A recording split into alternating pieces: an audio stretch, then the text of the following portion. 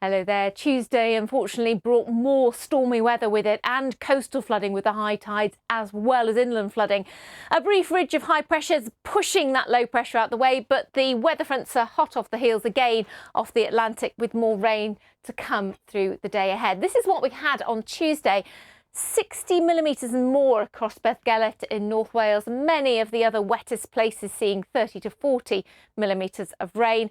And despite the showers having eased the rain and the winds through the night, and it turns chilly with a touch of frost potentially in a few areas first thing and some mist and fog in the south, already temperatures are rising in the west ahead of the next band of rain that you may have seen there. So wet through the morning rush across Northern Ireland underneath this weather front. And as it comes in, it's introducing milder Atlantic air, so it'll turn misty and foggy over the hills as well as the fog first thing further east. Once it sets in across Scotland on and off through the day, early brightness and sunshine in the east replaced by that rain as it meanders its way eastwards through the day. You can see it does ease off a little bit in southern parts, but it's got a legacy of cloud left in its wake.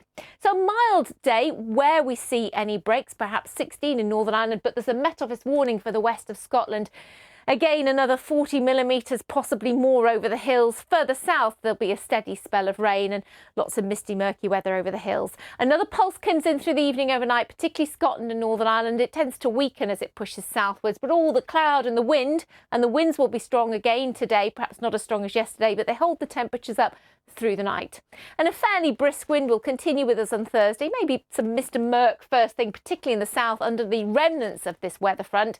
But actually, once that clears out the way, we might see some brighter skies and sunshine coming through before the next pulse of rain starts to materialise across western parts again. But look at the temperatures on Thursday. It's looking mild, in fact warm, in the strengthening April sunshine. And that milder, warmer Atlantic air is with us through Thursday and indeed Friday to end the week, perhaps even start the weekend, but not for long because we get some colder air starting to dig in behind it. And you can see for the weekend, or by the end of the weekend, it's a return to slightly cooler weather for most.